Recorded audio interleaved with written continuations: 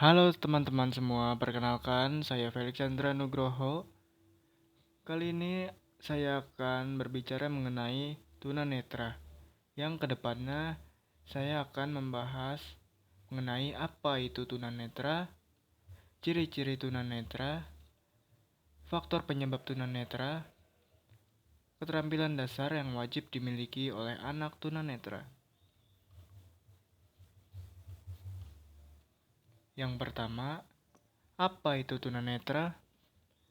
Kata tunanetra dalam Kamus Besar Bahasa Indonesia dari kata tuna yang artinya rusak atau cacat, dan kata netra yang artinya adalah mata atau alat penglihatan.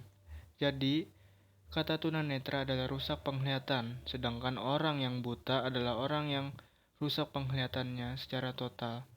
Jadi, orang tunanetra belum tentu mengalami kebutaan total, tapi orang yang buta sudah pasti tunanetra.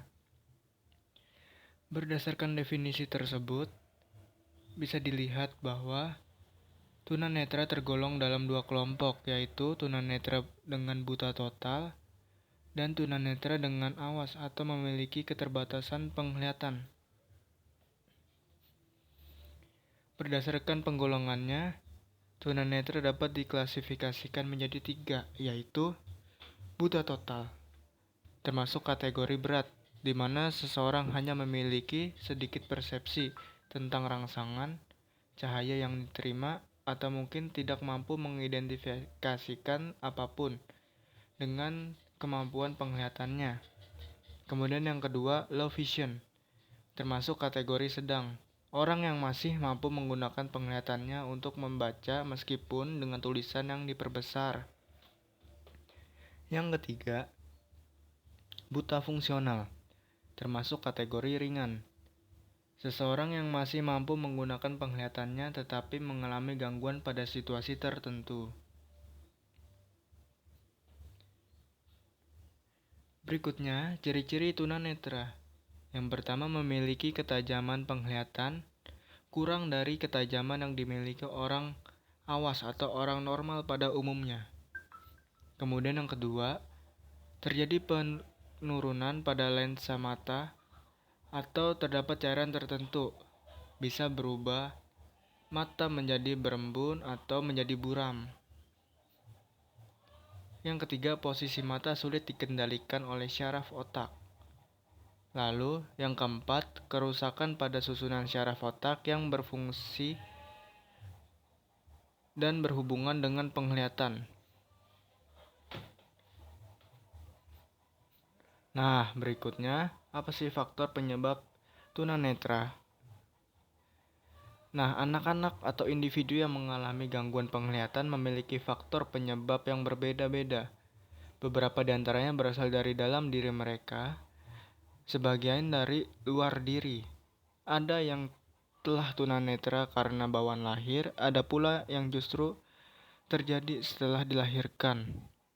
Untuk lebih jelasnya, berikut ini faktor penyebab tunanetra.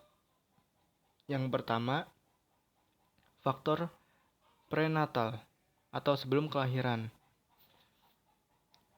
Dalam faktor ini, anak mengalami ketunanetraan berkaitan dengan kondisi anak sebelum dilahirkan, yaitu gen, sifat pembawa keturunan, kondisi psikis ibu, kekurangan gizi, keracunan obat, virus, dan sebagainya.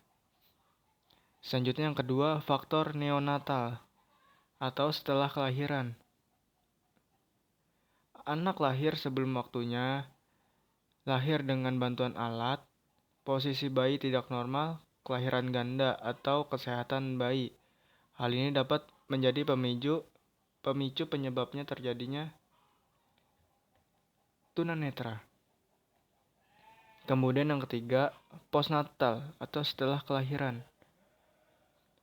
Kelahiran pada masa postnatal yaitu kelahiran yang terjadi setelah anak lahir atau saat anak di masa perkembangannya.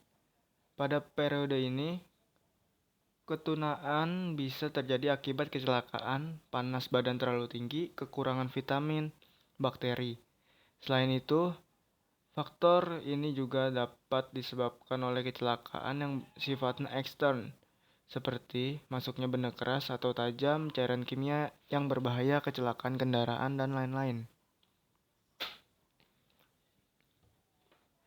Nah, yang berikutnya ini merupakan keterampilan dasar yang wajib diajarkan kepada anak tunanetra.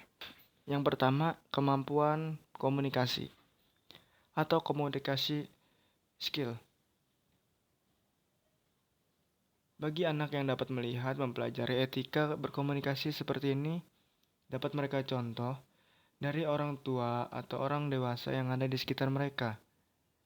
Mereka mengetahui bahwa saat berbicara, sikap yang baik dapat dilakukan adalah dengan menghadapkan wajah atau menatap lawan bicara.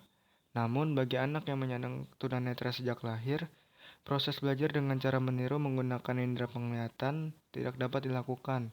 Oleh karena itu, orang tua atau anggota keluarga lain yang lebih dewasa atau guru harus mengajarkan kepada mereka.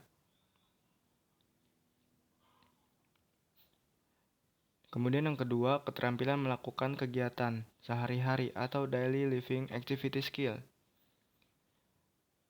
Keterampilan dasar yang kedua ini harus diajarkan kepada anak tunanetra adalah kegiatan atau aktivitas sehari-hari yang mereka harus lakukan mulai dari bangun tidur dari pagi hari hingga malam hari menjelang tidur. Keterampilan ini bisa disebut daily living activity skill. Contoh aktivitasnya berupa membereskan tempat tidur dan melipat selimut, mandi, membereskan bekas peralatan, mencuci, menata barang-barang pribadi yang berantakan, hingga bersih-bersih rumah.